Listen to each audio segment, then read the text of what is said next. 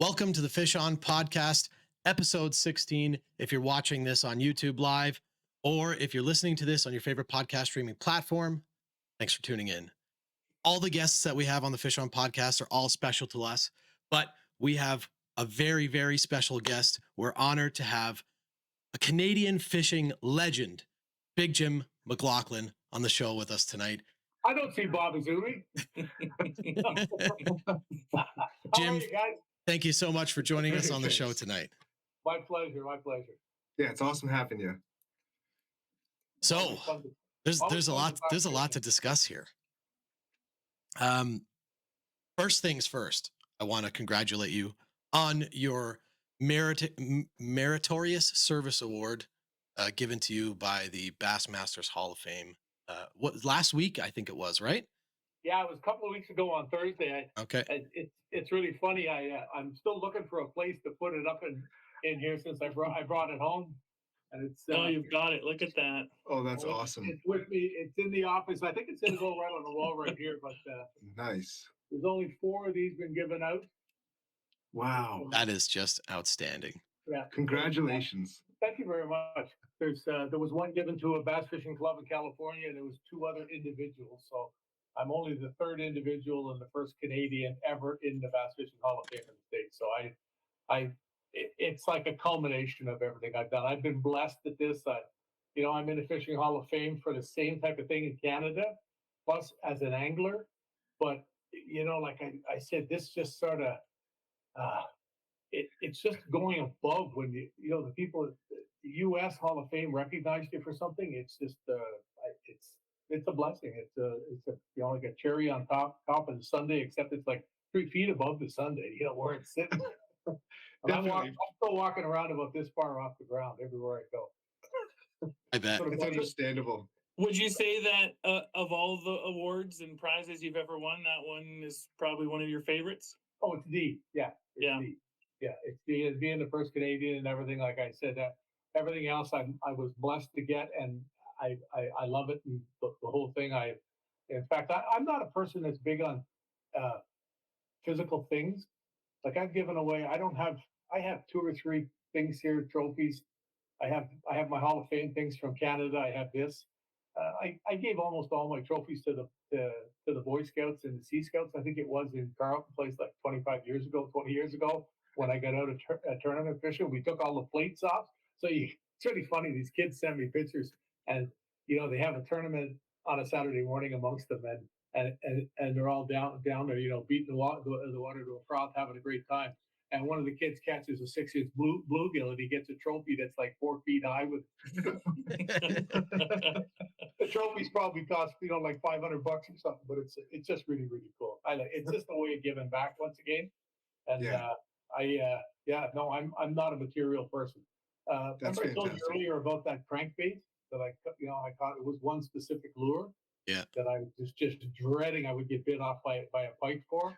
I ended up with it in a little acrylic box sitting on a stand, and it was a buddy of mine who has probably the 2nd or 3rd largest collection in Canada.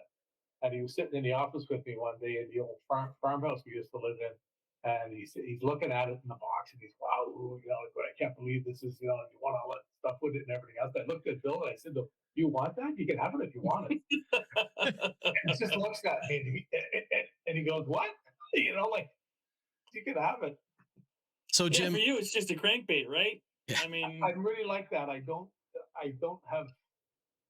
not a material person, I have one little trophy on the far side of the room here that's really cool because it's a 3rd place trophy, and I would have won a tournament easily if I would have caught a limit, but I was 1 fish shy because I spent an hour and 15 minutes trying to catch a giant fish and the fish was giving me every cue that it was going to bite. Every time I got its attention and got a little more aggressive in the way it moved, the way it came to the lures, I showed it. I went away, came back. I'd go away for like 10 minutes, just circle around out in front of it so nobody else could get to it by accident. And I'd go back in, and then I ended up losing by like 8 ounces, and I was short of fish. No. Oh man. So it was a lesson. It's just one of those things that we all learn from them. But I have that. I have my Hall of Fame things from Canada here, the same thing. And few special drawings on the wall behind me that people have given me. You know, I've got my fish over my shoulder we were talking about from Shimano for 25 years. Can you I tell got- us about some of the awards that you got for from Canada? Well, Yeah, I got- hold on a second before we get into that. For the people who don't know, the award you were given by the Bass Fishing Hall of Fame's down in the States. Well, we know, but did you get that award? For what Well, service? yeah, it's for just everything along the way I've done. It's sort of like a giving back to the sport. And Yeah. you know, all the things that I've done, the extra things where I've gone ahead, and I've been doing it for 40 years. And eventually, you know, like I think when I talked with you guys at the CanCast show, I talked about my kids pond that we've done at the Ottawa show. You know, we had 750, 800 kids at that again this year, first year back since COVID. And when you see these little kids' faces that are just lit up like Christmas trees, like they got smiles that go from ear to ear, you know what I mean? Like it's just so cool just from casting a plastic fish in the pond. So Like, that and I've had young lads that have come in there. Uh, they fish there. They'd never fished before. They're like 6, 7 years old, and they win a fishing rod. And I have one kid that comes to see me. He did not come this year, but I'm sure he probably will in the future.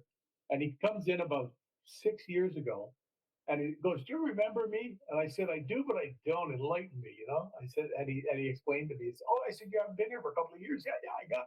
He's got a bag with him, and he pulls out. And he had won one of the Bassmaster clubs around Ottawa. He had won the junior division, and he had the trophy. wow, good for He him. brought up to the show in the bag, you know, and I just thought that was That's you know, so little cool. things like it's just and the number of people we had come to us this year, like in Ottawa, and they'd be like maybe 26, and they got the 2 little kids with them, and they'd say like, "Do you remember when I was like these guys? You gave me a rod here." And now we go fishing all the time. They're growing up and got kids, and I've got things where there's 2 and 3 generations of kids. It's Wow. you know that's what happens when you get old, though. Well, that's kind of where I wanted to go with this, Yeah. specifically with the work that you do to help kids get into fishing. I mean, Yeah. there's so many things that you do. I know that you hold an annual derby up there where Yeah. you live, right, every year. And Yeah, as somebody with a small, like my daughter's just turned 5 years old, and I'm doing everything I can to try and encourage her to keep fishing, and she likes it, but she's not into it the way that I would want her to be into it. I don't want to yeah. force it on her, but No, that never. that kind of stuff, you know what I That's a mean? big deal. It's Yeah. she enjoys it when we go, but I want to get her out more often, and I'd love to take her to that to the derby that you do this year as well. Well, you'll see and you know that's a really important thing about when you take kids fishing too. And you know, with my mobility issues the last couple of years, I haven't been able to do as much of it, and whatever. But it's uh, when you take a child fishing, it can't be you with your jerkbait rod and the kid with Snoopy rod. It has to be the Snoopy rod and you help it. Yeah. You know what I mean? You've got to be there taking the like this when they're little. You know, if your son's 8 or 10 and he learns how to cast, I know lots of guys now their kids standing right beside them on the deck. You know, like it's really cool. You know, they're up there fishing together. But it's about taking care of them, and it has to be all about them. And it can't be, you know, you don't want to take them out and take them bass fishing. You know, take them out with a slip float, and a little ice fishing jig, and let them catch let them catch a bunch of bluegills, maybe a crappie. Maybe they get lucky and catch a little largemouth bass or a big one. I've seen it happen here. Right on, the kid got one here a few years ago at the thing here, just before COVID. It was like 4.5 pounds. Wow. Wow. Yeah, they wanted to keep it. I was trying to explain to them it was out of season, and Uh, that we usually put big fish like that back.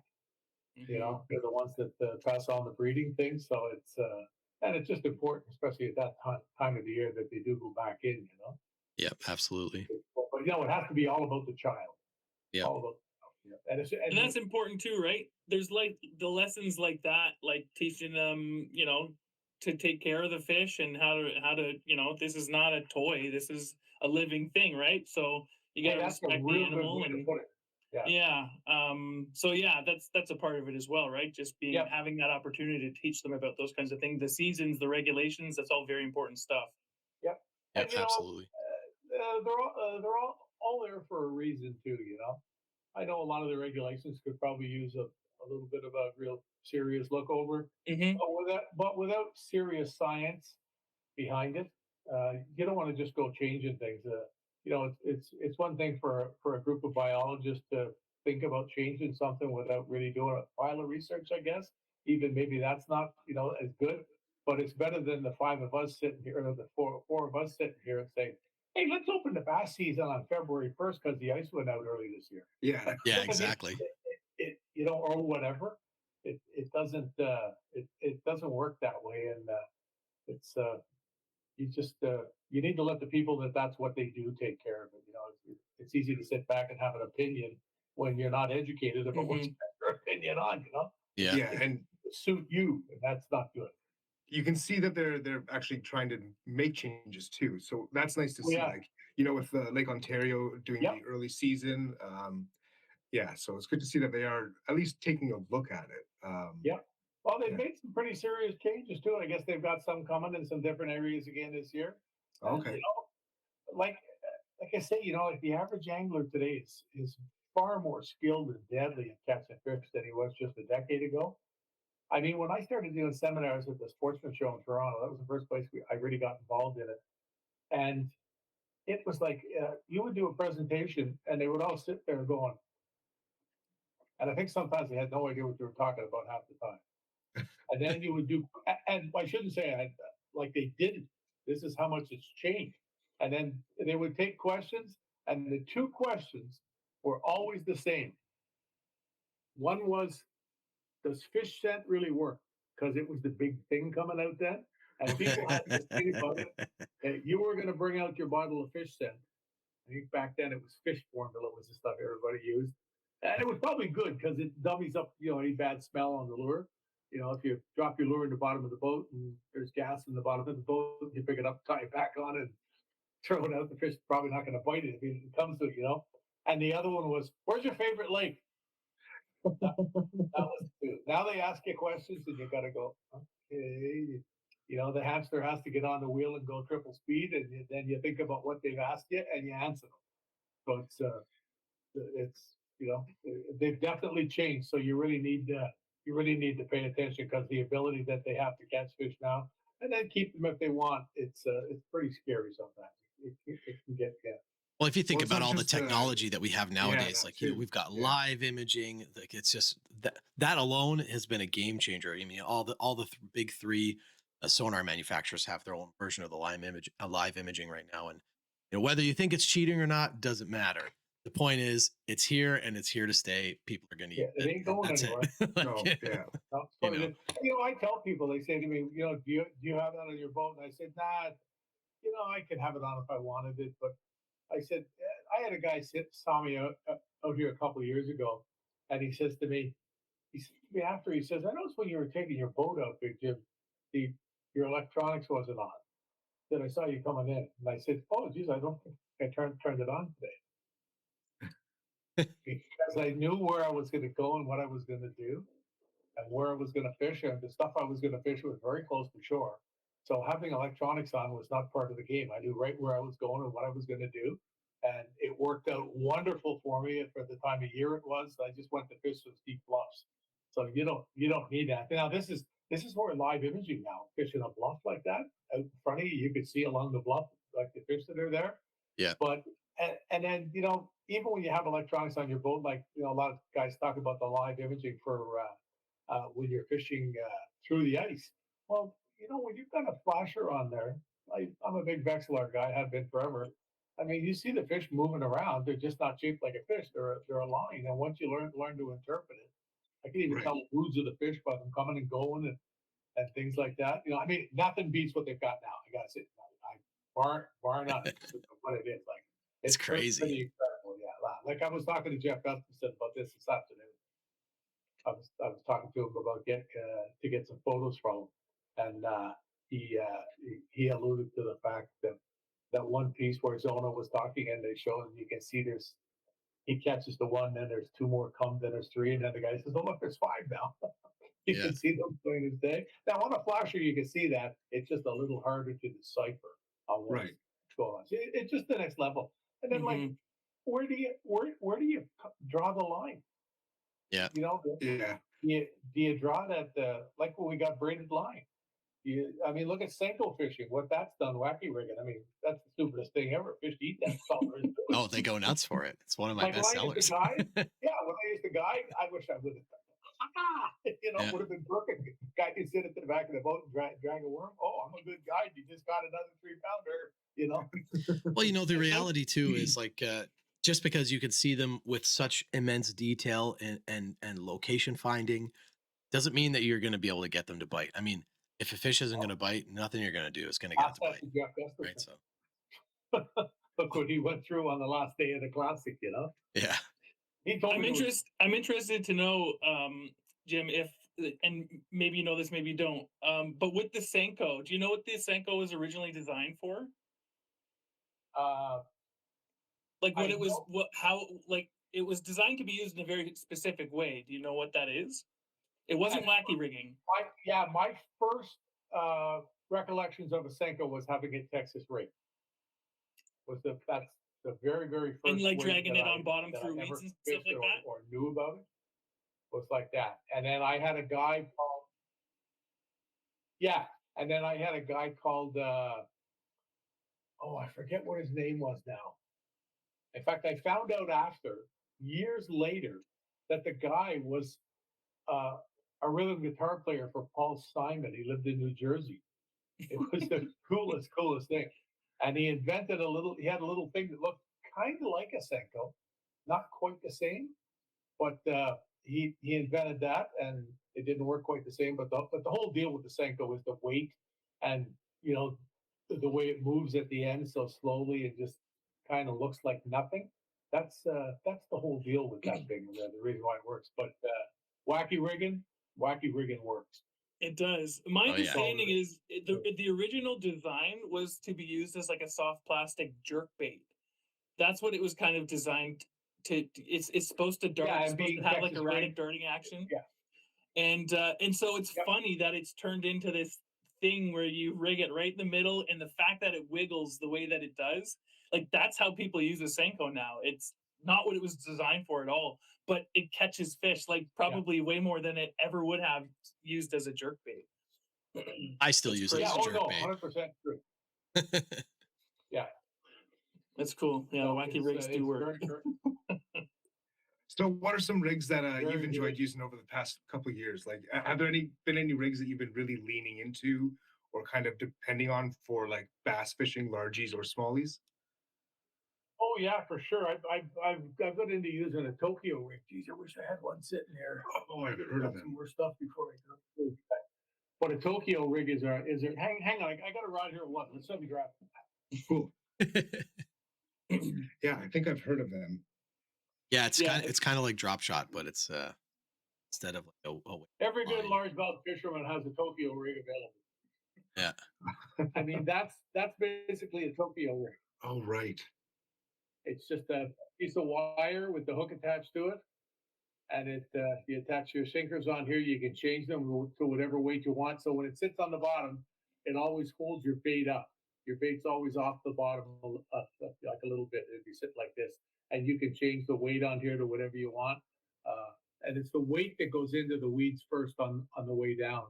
So that's why you've got the pointed end. But you can see they just slide up and down on it. So you just have to bend the wire out. I don't know whether you can see the bend in the end there, and Yeah. you can see against the here, and then the sinkers are there, and got your favorite plastic craw. So you put anything on here you want. You can put a Senko on here if you want. I know guys Cool.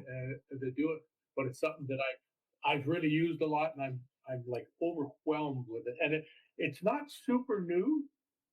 It's been out for a while, but man, oh man, I tell you one thing, it's one of the greatest presentation tools that's ever been put out there. I probably use that now more than a Texas rig. Wow. Wow. And what about it do you think is like, what about it do you think works so well? Well, I like the fact that the way the sinkers are, it doesn't come up with a lot of, you get a lot of scum on the bottom. Sometimes you use the Texas rig, it's all sitting on the bottom. When you use this, it's not all sitting on the bottom. And if there's any scum, it gathers on the sinkers. Like I did a full presentation at the last couple of years that shows here. I did crankbaits this year. Uh, I haven't got it here. I always give it away to somebody at the end. Somebody was telling me that you did I got an it. amazing talk on cranks. Actually, I think it was Jake was saying that. One of Yeah, our friends was see, saying there's that he what heard your talk on cranks. you Oh, can see it cool. here. I talked about this as my part of my PowerPoint presentation, and I went over it, and I called this what was old is new, and basically because it's just a different way of a hook and sinker, and all the different ones for finesse baits. Guys are using it for walleye fishing now. I gave a couple to a buddy of mine. Like I use the BMC ones. They don't pay me. I have nothing to do with them. I'm buddies with a lot of the guys at Rapala because I worked for them for what 22 years, 23 years.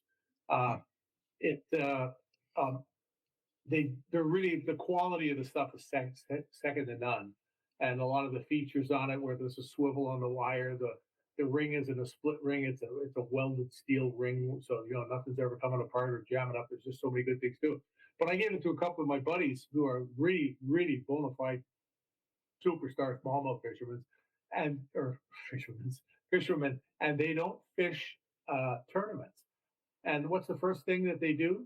They go down to the St. Lawrence River and they use it to drag a tube. Yeah. Oh, So okay. now the tube's coming along this far off the bottom. Nice. So it sort of keeps it up just a little more in sight, I guess, perhaps, and it's not getting all that gunk around it and everything. And when those sinkers are rigged like that, when you use tube and it bounces along, the way that thing deflects off rock is incredible. Cool. Mm. Absolutely incredible. I'll tell you a really cool story about it. I was talking to Jimmy Linder, Linder's Edge, and the in fisherman guys in the beginning, Ron's Yeah. son, and well, that's how long it's gone on for now. Like Ron has left us now, but Jimmy's got to be close to 60 now. Like this is how long these guys have been fishing. You know what I mean? Like they taught North America how to fish, like how to catch fish in my mind. And I was talking to him, and he was telling me they're at a meeting with VMC, and there's 6 or 8 of them around the table, and they had a handful of stuff in front of each seat, and they show it to Al, and Al looks at it and goes, just a bottom bouncer," chucks it back on the table in disgust, like thought he was as if it was going to be something, really cool or whatever else. So they all go through. They talk for a couple hours, so they take a break for lunch, And Jimmy says he's looking through the glass into the meeting room, and Al walks around to all the seats and picks the ring out of everybody's pile, puts them all in his pocket. So It's funny. That was my first reaction when I first saw the Tokyo rig, not last year, probably the year before, but 2021 when it started coming back in like a big way. Yep. Right. That's what was my initial reaction too. Is that it reminds me a lot of a bottom bouncer, just the way that it's kind of looks Oh and yeah. shape. Like I like to use the word that it trundles along the bottom. What was the word? Because Trundles. when you watch it, if you're dragging a tube with it or a craw or whatever you want, when you're dragging it along the bottom, it just seems to kick and bounce, and it just there's something about it. It does not get snagged anywhere the way a football jig would or something like that. It's really cool. When you said trundles, that's exactly what I pictured. I think that's a perfect word for it. I'd never sure. heard Just that something that word just, like- before. I'd never heard that word before, but just you saying it was perfectly descriptive of I don't even what I know if that's imagined in my what it means. mind.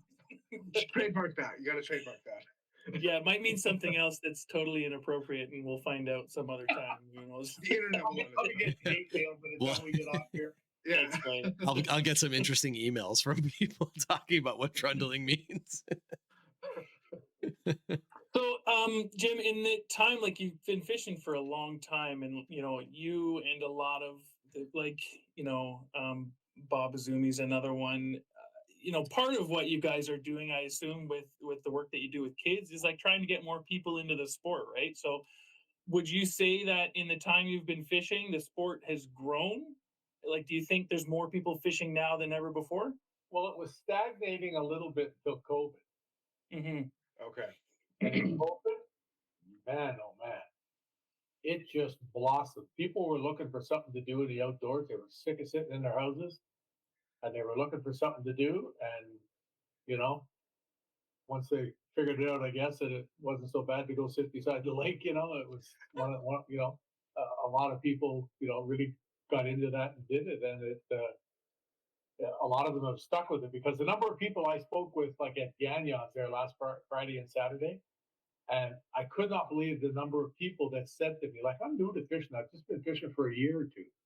There's your COVID angler right there. Yeah.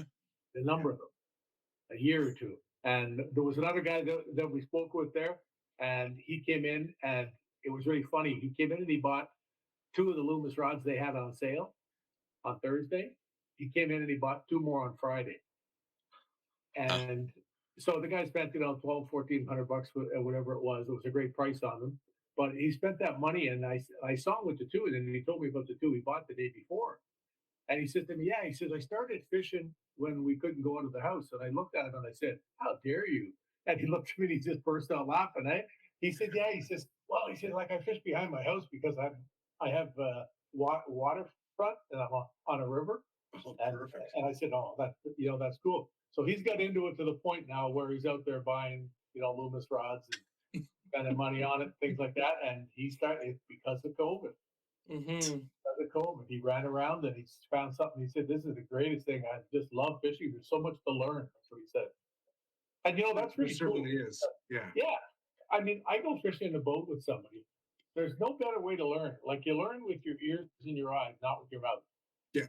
And I mean, I've been fortunate enough to spend a boat with a lot of, high-end anglers, guys that I absolutely admire.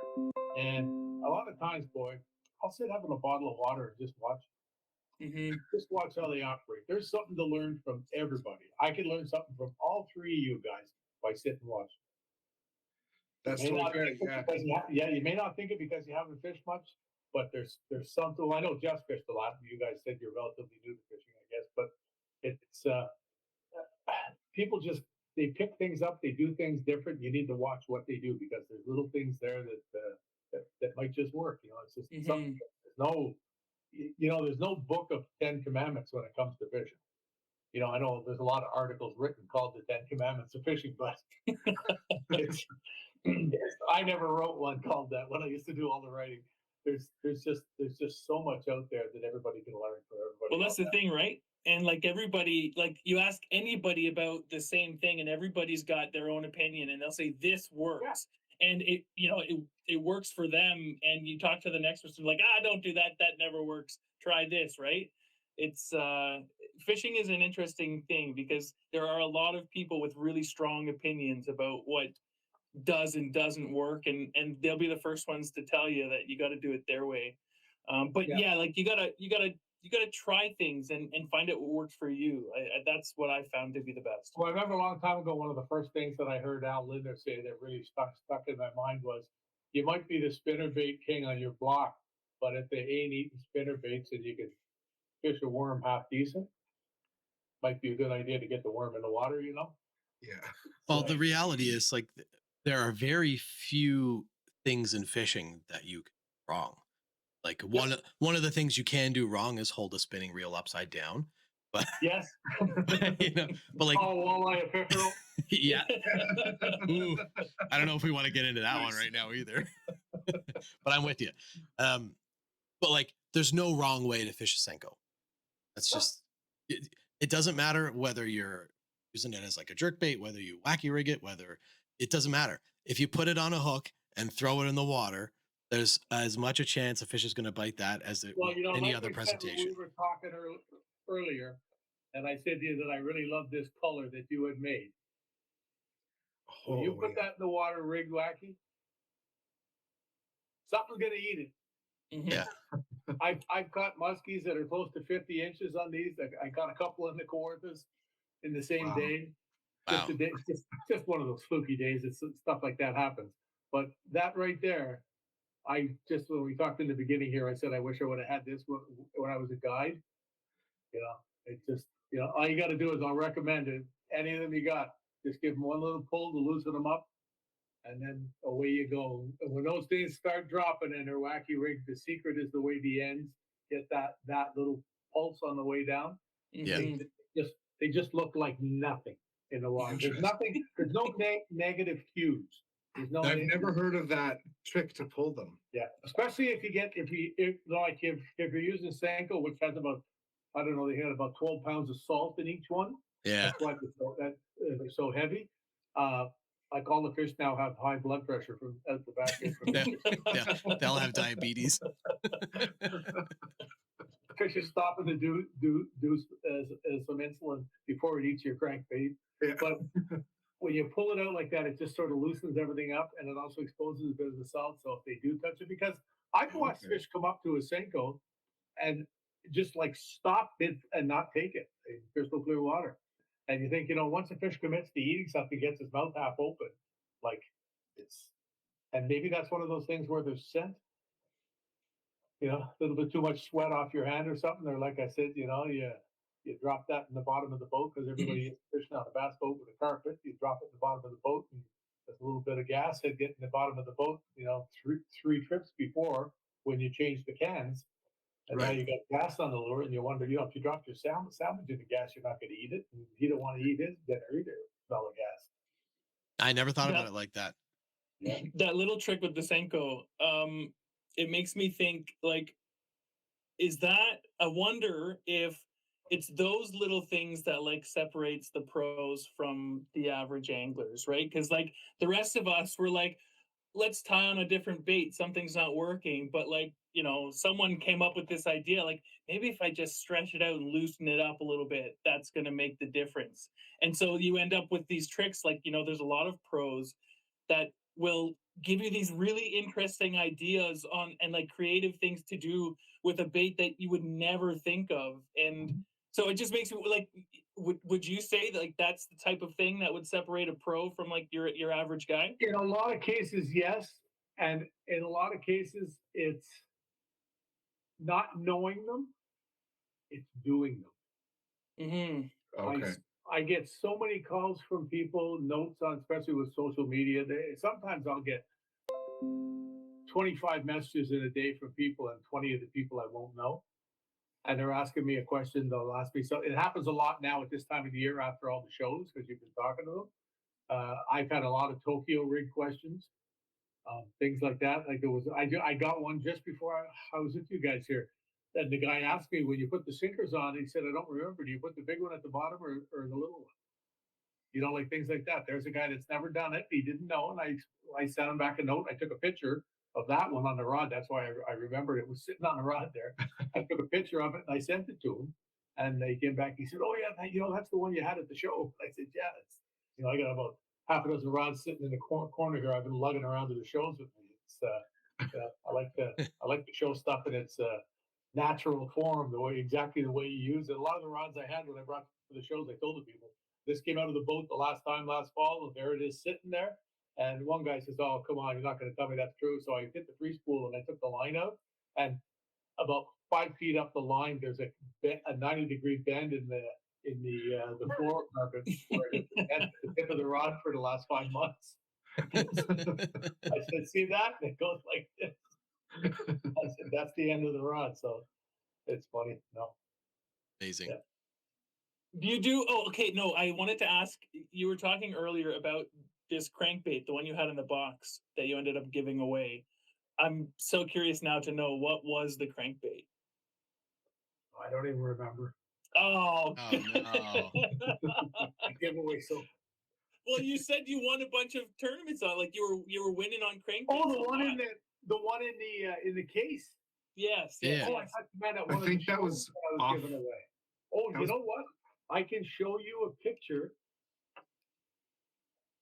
because we used the picture of it. I love fishing crankbaits. It's one of my favorite lures. We do a lot of fishing out of canoes and trolling, and that's a really good lure to use for trolling out of a canoe. So I need to know what this crankbait is. I know you're here. I'd also be curious to know if like you have any like little tips or tricks with a crankbait to like make it do something different that maybe the fish aren't used to seeing. Well, one of the most important things is absolutely tuned. That's really, really important. There is the lure as it was in the. You see it Oh, right there. wow. You see it's in a case. You can see it. Oh yeah, Mhm. yeah. Nice. You can see the case around. That was a Bagley DB3 long cast. Okay. Bagley. Yeah. I have a Bagley crankbait. It's one of the longer ones, so with Yeah. really deep scooped lip. I barely use it. I bought it for Famous, trolling a bit deeper, and I don't know if I've used it more than twice. famous lure company. One of the original, the balsa wood baits that were made, and the quality on them was second to none. That's one of the one things with with Shimano came out with the Macbeth series of crankbaits. Uh, when they put that to the engineers and the designers to do that, they wanted the bait to look like balsa wood in the water, the way it reacted and the way it fished. And I did not realize when I got the first ones, I had a couple just show up with some clear plastic sleeves, and I went out the back to try them right away. And I didn't realize they weren't balsa wood. Wow. That's awesome. So that, and then I questioned, and Bob said to me, I called him, I said to him, these things like they don't have rattles or anything in them. And I said, like I said, the way they fish in the water, the way they react, everything else, the responsiveness of them and everything else. I said, my buddy Barry told me he heard that they were made from plastic. He's one of these guys that's on all the JDM websites, Japanese domestic market stuff or whatever. He'd heard about them and whatever. And I said, are they plastic? They're not plastic. And he said, oh yeah. Like to produce a balsa wood bait that, Wow. but the cost of them now is just tremendous. You see a lot of these balsa wood stuff that's made by hand now, not by companies, sells for like $60, $80 a piece. And the ones that are really fandango with all the weight systems in them and everything to keep, to give them different actions, and the flat side ones they make with the wire through construction and the wood and everything. You see them on the websites that they sell for hundreds of dollars. It's a lot of And, craftsmanship that I goes into may making or may those, not though. have bought one at CanCast. I can't confirm nor deny. oh, I have them. I have them. I had a guy give me one at CanCast on the weekend. That Yeah. he wasn't there with the booth or anything, but he makes them.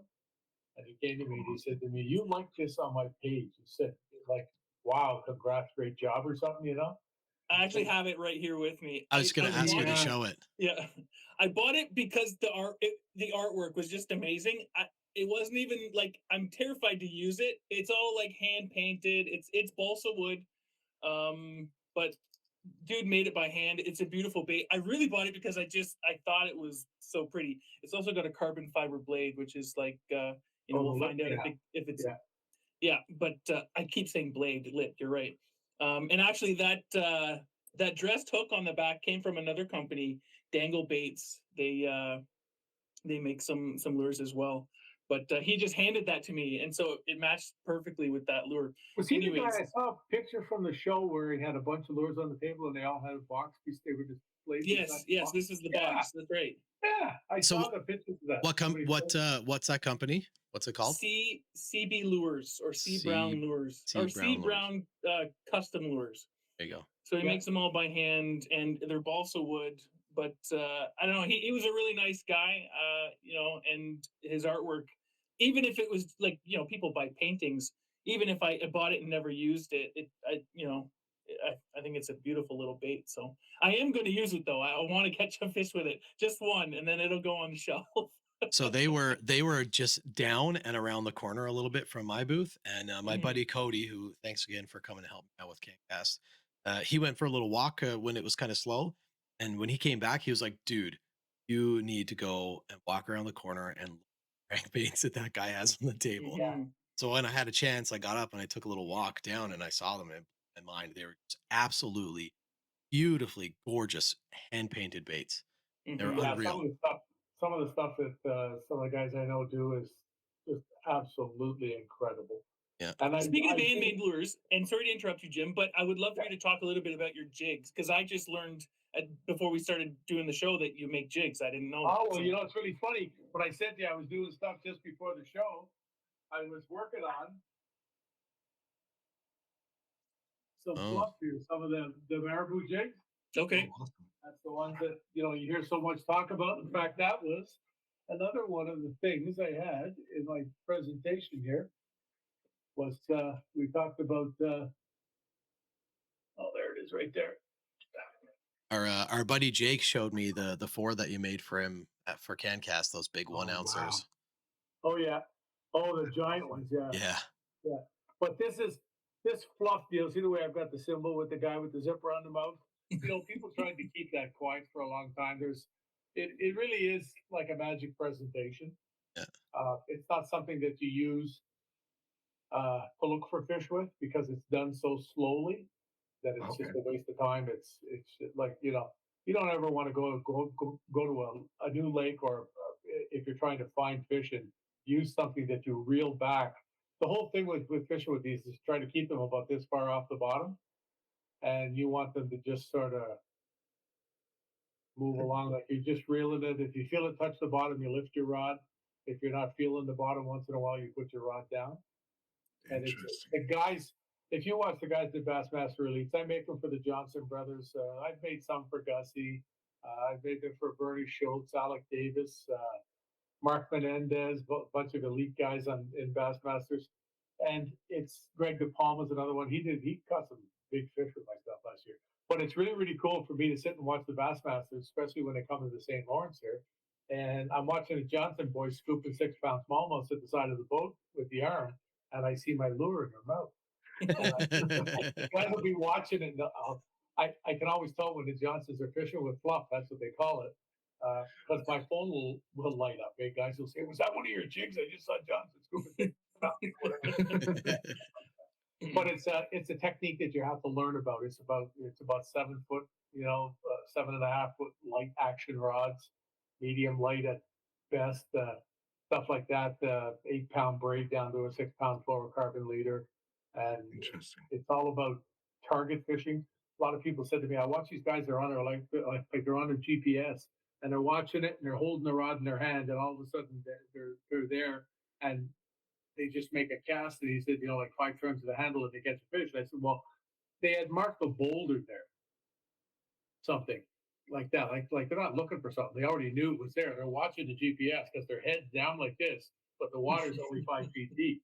Right. They're watching, and they would have had a trail left on their unit where they got to that before, so they know exactly where it is. And or they, a lot of guys, like a lot of times they're fishing for fish that are on beds still, and find a big fish on a bed, and you don't catch it in practice. You mark where it is, Mm-hmm. catch it in a tournament. It's that type of thing, and you just have to, you have to play your cards like that. But it's not about It's not about jigging it, or it's not like rip jigging in the Kawarthas with a bucktail or something like that. It's nothing like that.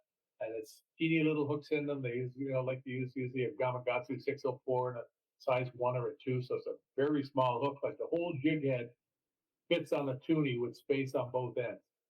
Wow. And then you've got the hair tied to it. And I have guys call me and they tell me, "Oh, you sent me these things." I had one guy in particular one day, he called me and he was talking to me. He said, "I can't believe that you would screw me. You send me a bunch of crappy jigs and everything else." And I said to him, "When you called me, you said to me you wanted them to be half ounce." And I told you, "Well, I don't make them like that." You said, "Why?" And I said, "Because that's not what the thing's about. The guys have just heard what it is." And thought he was just going to take a marabou jig and go out in half ounce. I said, "This is in shallow water, crystal clear shallow water." And I said, "Think about it. It's a Gamakatsu 604 hook. It was meant for steelhead fishing. Mm-hmm. So you don't catch bass that are big enough that are going to straighten out that hook. The steelhead in the creek can't do it. Yeah. Except for all these little jigs in a creek. You ever catch a 10-pound steelhead in a creek on a little jig? Smallmouth ain't got nothing on No. It's that type of thing. But once again, it's because people heard about the success, how great this was. Mm-hmm. So would you consider that a finesse presentation? Would you 100%. say? Yeah. Okay. 100%. 110%. It's probably the biggest finesse presentation ever. And once again, that's something that came from Minnesota from the Lindners, and it came via Rainy Lake of the Woods. Jimmy Lindner, Jeff Gustafson. Jeff Gustafson knows about it. He won the Kenora Bass Tournament, Rainy Lake one, and a few other things out there several times. And the Johnson boys go out to deer hunt with him, and they're in the garage, and they look down at a handful of rods. And he says, "Hey, what's that on there?" And he sees a little jig, eh? And Jeff said, "Oh, we were perch fishing or whatever, right?" And he said, really, with a couple of jerk baits and a tube and a spinner bait? That's the secret. It's the sauce. And that's kind of how the Johnsons found out about it. But they've won, hundreds of thousands of dollars with it. Guys So have a lot of favorites, and it's getting into the South now too. Because guys are starting to use it for largemouths now in shallow water that they can't get the bite. I sell it to a couple of guys in Alabama. Cool. oh, They buy them. Yeah. so Jim, there's something you mentioned earlier that I just want to touch on. That's going to segue me into my next question for you. You said something about how I'm experienced and all that. Well, that's not really true because I've actually only been fishing since about 2018. Right Oh, after, really? yeah, right Yeah, after, well, right after 5 years. my daughter was born. My wife bought me my first fishing kayak, and that's kind of how I got into all. Yeah. People seem to be surprised because I'm from St. John's, Newfoundland. That like, oh, you're a Newfie and you there, and I didn't really, So, but that's one of the reasons why I love talking to so many people that we get to have on the show, so many great guests, because I learn so much because I have so little experience. So it's I just love speaking with people and learning from all the people that we have on the show. So that brings me to my next question. You kind of touched on it when we were talking about you don't use that jig for finding fish. If you were to give somebody a recommendation who's going to a new lake, um, what would you do to find fish on that lake? I know that's a bit of a loaded question, but like, Yeah, no, it's, you it's know, pretty simple actually. I'm not going to try to fish the whole lake for one thing. I'm probably going to cut it in half right off the bat, and I'm going to take the half of the lake that gives the fish the most options. The other way, every lake seems to have one part that's shallower with a couple of islands and a river coming in, and the rest of the lake's deeper. It just seems a lot of them are like that. Yeah. You draw a line. You don't try to fish. I watch guys, they go to a new lake and from one end back and forth circle. It looks like they're out of control. You know what I mean? They're just all over the lake. They're spending time driving around burning gas, not fishing. And it's just pick the part that gives the fish the most options is the best thing to do. So if there's a bunch of islands, and like maps in that are very very important to me. I had I have lots of stuff that I use when I do presentations. I'll put up I've got old pieces of maps yep. that I pick. I mean, this was the old GPS, eh? You had the pieces of the map, all the stuff marked on it here. There was one spot here. It was funny. I was showing it at the show and at the Sportsman Show in Toronto, and Ron James says to me, "I know that spot. It's on Kootenai." And I go, "You just gave away my best spot."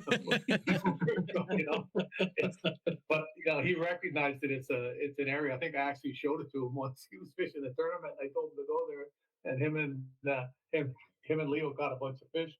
But it's there's only spots like that. But pick the part of the lake that gives the fish the most options, and fish quickly. Fish So, quickly. what's your favorite search bait? Wow, that changes. But right now, it probably would be a rattle bait. Okay. Okay. Like a lipless crankbait? Yep. Okay. Yep. And I'm a jackal guy with Shimano. And Do you like a straight retrieve with lipless, or do you vary it up a lot? Do you do I'll vary it up. yo-yos? I'll give I never bring anything back in a straight line just Okay. like that. Just too Yeah. boring because too often, like guys see me fish a spinnerbait and they say, "Why do you keep twitching a rod every once in a while?" And I said, "Well, when the fish hit things, you always see it. Something's there, and all of a sudden it does something different, and they bite it. Yeah. Yeah. And it's all those little twitches and change. It could be a spinnerbait. You just stop the reel for a second, the blades start to fall, then you start it. You don't have to be jerking and tugging on it and everything like that. Keep everything fluid, make it nice and easy for them to get it. Just make it do something different. Rattle baits are no different. You can just speed it up, turn the handle quick a little bit, change the cadence of the lure, the noise it's making, the rattle completely changes. It's put the other one away. I was going to say I had the one I was using last fall hanging here, but hang on. It's gone. I put it away. The one lure I put away, I want to show you. But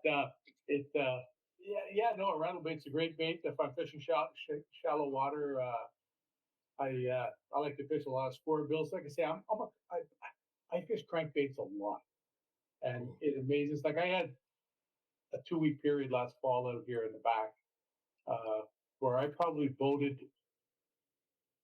like off this one big flat, like myself, not the other people in the boat. I probably put 100 fish in the boat and fishing it for 4 hours 3 times. Wow. Oh I my quit. gosh. And a lot of them are like like 4.5, 4 3/4, that type of stuff. It's Nice. there's just a pile of them out there. So my next question then is more Hang on, so Jeff. for me. Sorry, Oh, I'm yeah, gonna stop you. Just on the thing, we got back to crankbaits here, and I'm glad. I wanted to ask you. You said something earlier, and I've heard this before, but you said something about crankbaits. It's really important, and it's to tune them. Can you give a brief description of what that means and like how you would do that? Yeah, you want to be sure when you got your crankbait that when you're reeling it in, if it runs off to one side or something. Now, if you get one that runs off a couple of inches and comes back and then darts around like that, don't fish it around pike. Keep that for when you know there's only bass around, or you're on a lake that doesn't have pike. Because those ones that come along and just do stupid little things for a second, that's what I told you about the twitching, the movement of the bait, whatever. That does it naturally. They've got some crankbaits that, they call it searching for center on the lures, is the phrase that they use for it because it tries to run straight. But if the eyelet gets off on the front of the lure, you just twist the eyelet the opposite way that you want it to go with the pliers, and not with the tip of the pliers, because you can ruin your bait. I like to use square nose pliers, so you can really get a grip on the eye, and you turn it like probably about enough. If it runs one way, you want the front of the eye to bend the other way, and you want to bend it such a small amount that you barely don't know you've bent it. Mm. So if I just want to understand this. So you're bringing the crankbait back to the boat. It's coming towards you and it's running slightly right. You want to bend that eyelet slightly left. Is that it? Yeah. And I mean barely. Yeah. If you think it moved, you're in. Okay. I have and I'll show you the type of pliers to use too that are good. that's You can really also do good it stuff as to you're- know because if I've you're- got a couple of Berkeley crankbaits that run off to the side, and I don't use them because. But now I You know. want One pliers way that to- have how a to fix nose it. on them like that. Oh yeah, okay. So they have a nice square nose so it fits over the eyelet. And then you can just bit, or you can put it to the side. You have whatever you want, and I'm talking like, if you think it moved, it probably did. Okay. So for those of you who aren't watching this live on YouTube and you're listening to this, Jim showed us a pair of square pliers, not needle nose pliers.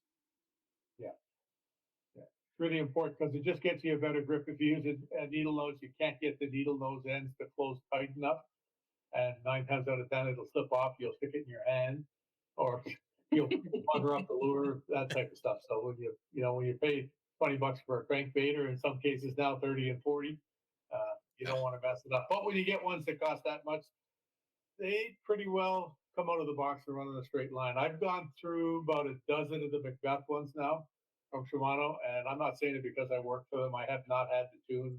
I have not had one that ran crooked. I know fish eat them, and I know pike eat them too, because that's why I've gone through about that. A lot of them, you're reeling them along, and you feel the thunk, and you go to set the hook, and the line just goes out in the breeze. They're gone. It's a toothy critter on the other end. It's got a hook attached to its face for a while now. Yeah. Ben, was there something you were trying to get in there? Just like another great way that you can check your lure if it's tuned is if you've got a boat with a motor and you're traveling along, just put the rod in the water beside you instead of trying to check it like as you're like casting it out and reeling it in. Yeah. And it was Oh, just I always like to throw it quite a few feet out to check it though. okay. So you have some line off your rod. So you get it doing what it's supposed to be doing, Yeah. So you're reeling it through the water, you're not dragging it, so to speak. There's a difference there. It's you got to let it get into it. So I would probably, if I was checking it to tune it, I'd probably just flip it out about 12, 15 feet from the boat, give it a couple of quick cranks to get it down in the water column a bit, and then bring it at the speed I would want it to come at, basically. Right. I've also heard from the muskie guys. They will they'll see what it looks like when they surge the bait too. If you kind of like add it some extra speed if it's going too fast, just to make sure it doesn't blow out too much, because if you're Well, trolling with and you're musky taking a baits, when they corner, blow out, you know. right? Yeah. But yeah, So some of them are pretty big. my wife enjoys fishing, but she wouldn't Oh, consider cool. herself an angler. I asked her, I said, we're having Big Jim on, and I told her who you were. I said, what's something that you would like to know?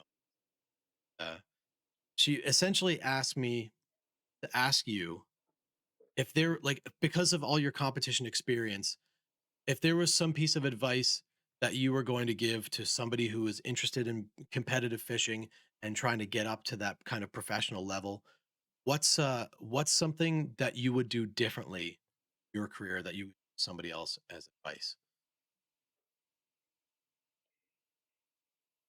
Don't take this the wrong way. I would have probably been a little more savage. Yeah. No, that's totally fair. I'm a I'm a pretty easygoing person until push comes to shove. Like I didn't work in all the bars and fighting hockey the way I did for nothing. But I'm the easiest going guy in the world. Like the easiest going. You know that. You've only met me a little bit because I Yeah. like hey, life's the beach. You know what I mean? Yeah.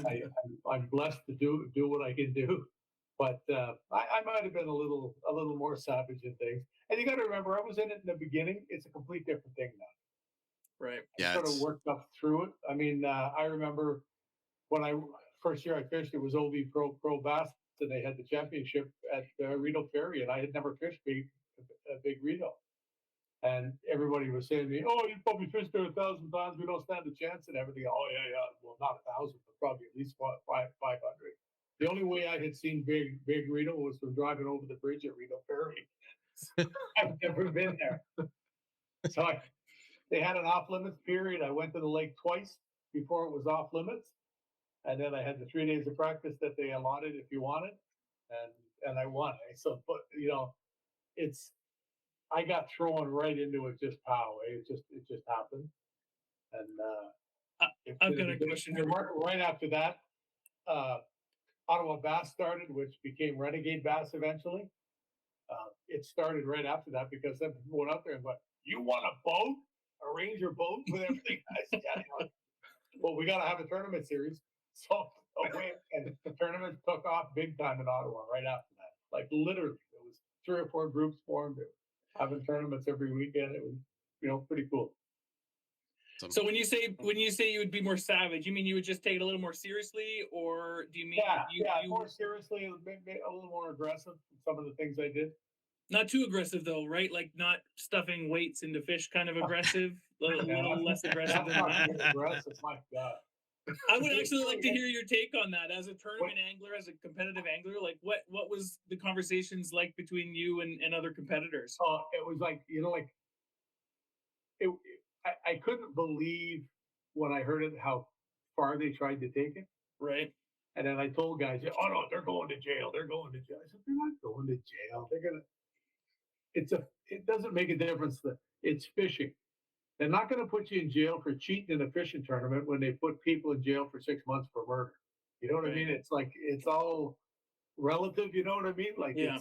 there's things out there, and as it worked out, they plea bargained, they lost the boat. Their lives are ruined, though. Mm-hmm. Oh, yeah. Yeah, for sure. Their lives are ruined like that.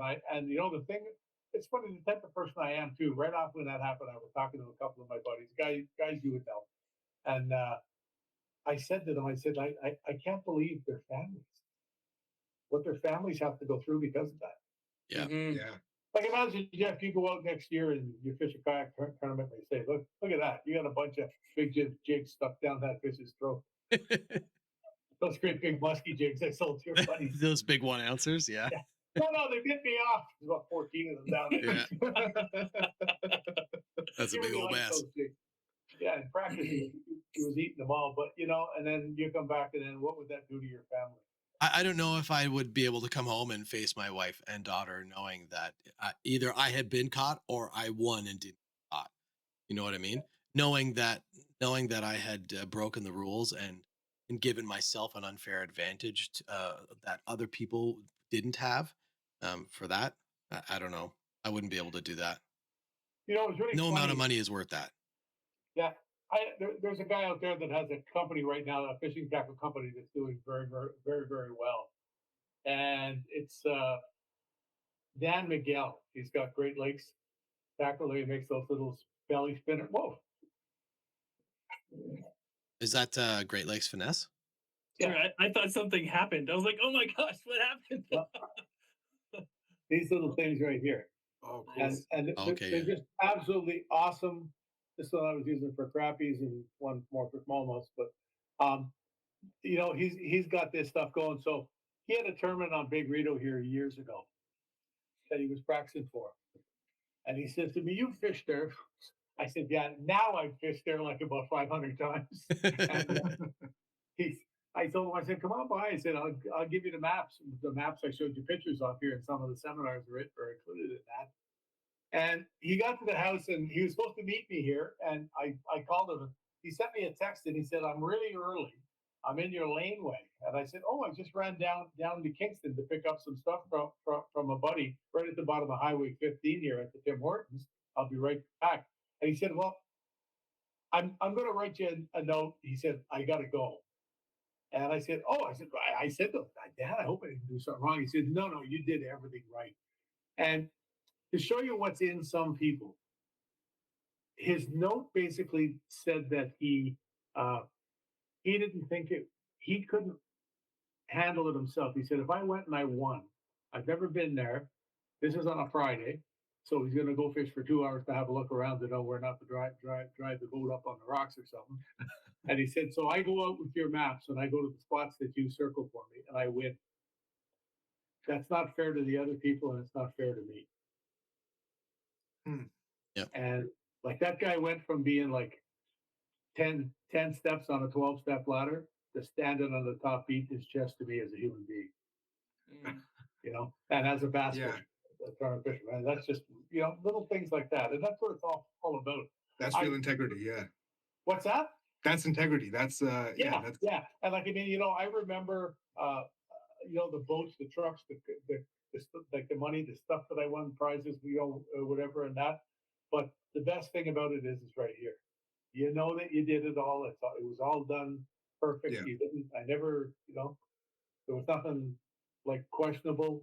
Mm-hmm. I had a couple of fish die like everybody else. But along the way. But it's just it's about what you do. Yeah, It's you not wonder what pushes someone to do something like that, right? It's probably some amount of desperateness, if that's a term. There's something going on there, but it's nice to hear, and it's nice to know that there's probably more guys out there like your friend who didn't want to take those maps. That they do this because they love it, right? It's not necessarily like you say to win or to have all this stuff, but it's just something you really enjoy. And when that's the case, you don't it doesn't feel right when you're cheating or whatever it is. So no, it's Yep. it's a complete different game that way. And I was always like that. I was never the guy hiding the rods and reels and the secret lure. so That's kind of the nature whenever there's money involved, though, right? I mean, you always have those people. It's an unfortunate reality. It's just the way it is. Whenever there's on money on the table, some people will do whatever it takes that money, whether that Well, is the the right scary thing or thing the about wrong thing. It's Yep, the unfortunate. scary thing about those guys is that they're probably capable of winning on their own without it. mm-hmm. They're really good fishermen. Like I've talked to a few guys that have fished in like in events with them, Yeah. and the guys are kick ass. They're really good anglers. and then they And have to go and spoil it for themselves by doing something like that. and for a lot of other people too. Yeah. For sure. Yeah. But Well, those two guys that did the walleye thing, wasn't it like they wouldn't have won first place with the fish that they had caught, but they would have won another prize. It was like an angler of the year award, or there was something else like that. Like whether they had, if they didn't stuff their fish with weights, they still would have won like some other prize that yeah, included money. And it's like, I don't know, I don't get it. they Get just it. push Now it. that CanCast is done, do you have any other shows lined up or anything else going on? No, everything I've got now for the next month here, or 6 weeks or so, is all maybe 1 day things. Like stuff like doing this with you guys, like every Sunday night or every Monday night we do the CFN live. Cool. We did that there. We had Gussie on Monday night. It's That's cool. I still missed it. beaming. Yeah, I don't know whether any of you guys saw it, but he's there, and I'm talking to him. I said, "Hey, where's the trophy?" He goes, "Oh, right here." I wanted to watch that one because I wanted to see Jeff on there, but I was still unpacking all my stuff from the shelves. Oh, geez, yeah. You gotta clean up the mess. That's what I noticed. I noticed to myself a couple of years ago here. I noticed that every year the mess gets a little bigger, and I'm not that kind of person. I was like, I'm anal about my fishing stuff. Yeah. Just I've got uh, stuff kicking around. Like there's a little set of drawers I have here, and I started stuffing stuff in it, and now there's every drawer is like filled right to the top with stuff. I don't know what's in it, so there'll come a point I'll take all the drawers out, dump it in a box, write 2020 to 2022 on it, put it in the shelf, pull them up again. Gosh. Do you have any community events lined up? Anything coming Yeah, up? I'll do my kids thing here in Silly's Bay again this year. Yeah, actually, could you tell us a little bit about that? Yeah. We're over an hour now, and we're going to start wrapping it up. But I want to talk about that event. I want to get some awareness out about that. Yep, it was an event that was here before I moved here. And when I moved in here, I had a guy come to the door one day and he standing at the door with me and he goes, well, he says, hi, Jim, I forget the guy's name. He says, I'm moving away. He said, I've done this for a couple of years now. Here's the box. I guess you'll be the next guy. Surprise! Surprise! No, it was literally like that, eh? Not volunteered, voluntold. Yeah, voluntold. Yeah. So we got involved and we do it every year now. And we didn't do it during COVID because it was the thing not to do, So we looked at it that way. And when we did it here last year, I think we had about 85, maybe 85, 88 kids or something. Wow. And like I say, they just go down there and they beat that dock to a froth. The panfish are flying, there's weeds everywhere. And the nice thing about it is because I get all my buddies to come. So I get a whole bunch of tournament fishermen down there, usually about 8, 10, 12 guys. Yeah. Helping the kids. So they've got, they're all got the little plastic bag in their pocket here. Put this on, they can get the kids some little ice fishing jig to make sure they catch a lot of fish and stuff like that. But it's cool because a lot of the parents, and we've had lots of single moms too, and they bring the kid down and they'll contact me before and say, "Is there someone there that like to show Bessie how to fish or whatever? Like she's never fished before." I said, "Bring them down. We'll bring her down. We'll find a rod for her and whatever, and get them out there." And it's really cool because for a few weeks after that, it tapers off, but you'll always see some of the same faces on the dock again. That's awesome. They come back. So I don't know how often they come back, or if they come back, they find their own little place to fish. Because a lot of them come from farther away, and to drive from Kingston or Brockville or something up here to fish for a couple of hours is one thing, but to come up in the evening for 15 minutes, it's Yeah. So how can people find this event? Like, when do you announce it? Where do you announce it? How does somebody get their kid registered, or can they just show up? How does it work? Yeah, you can just show up. Nobody has to register ahead of time. I haven't got the weekend yet, but just watch me on Facebook. I've got all kinds of pages on there. Big Jim, you'll find me. And we'll probably have the first meeting in a couple of weeks, and we'll start putting it together after that because it's pretty quick to do. And it's going to be back. Bill BP are going to be involved in it again. So it'll be Kids, Cops, and Canadian Tire again. Cool.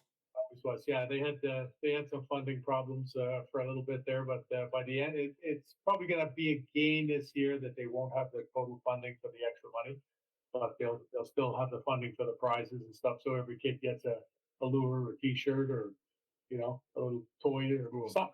And I always get a lot of extra stuff from what we do, the pond at the Ottawa show. Yeah.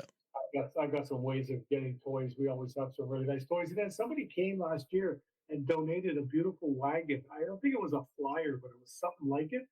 It was a real quality little wagon like we used to have when we were kids, back in the 20s. Yeah. But it had the little red fence along both sides, and everything. Wow. And it was just really cool. And I think the guy told me it was like worth $200 or so. So kid won that. They put it together right down there, and guy sent me a picture of it after. And the people who won it, I think they lived in town because I saw the kids here with it one day at the dock. They had the fish. Perfect. Yeah, it was really cool.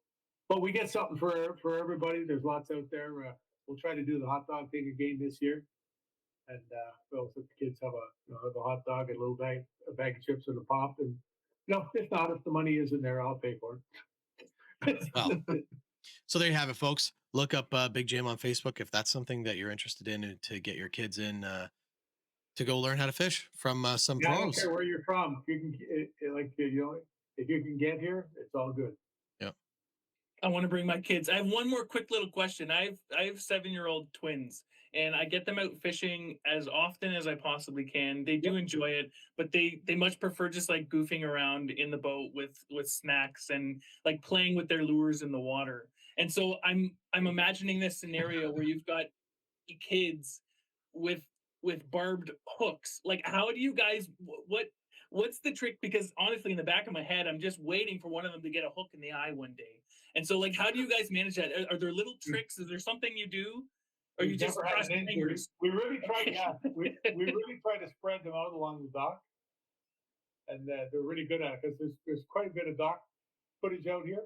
Right. So if Yeah. you give them each their 4 or 5 feet, they're usually pretty good to go. And most of it's not casting. Most of it's just they just got to hit the button, they're open the reel, Right. and let the line fall down because all the sunfish are hiding under the dock. So Yeah. as they come and they get their bites, they get the odd perch or rock bass or whatever. We haven't had any injuries yet. We've had a That's couple of good. kids fall in. It was really funny too. The one year, the one kid fell in. He was a little red-haired freckle guy, which I know the feeling. And he's on the dock, and his parents had a life jacket on him. Right? And Dad says to me, I said he doesn't have to wear it. He says we didn't know about the life jackets. So I said, what's up to you? You want the child to wear a life jacket? That's cool. We got no problem with that. Who fell in? The kid with the life jacket. Okay, yeah. I know why they had the life jacket on because Yeah. he was Well, if there's one kid to fall in, that would be the one to go, right? wow. That's okay. My buddy's kid fell in the pond at the show this year.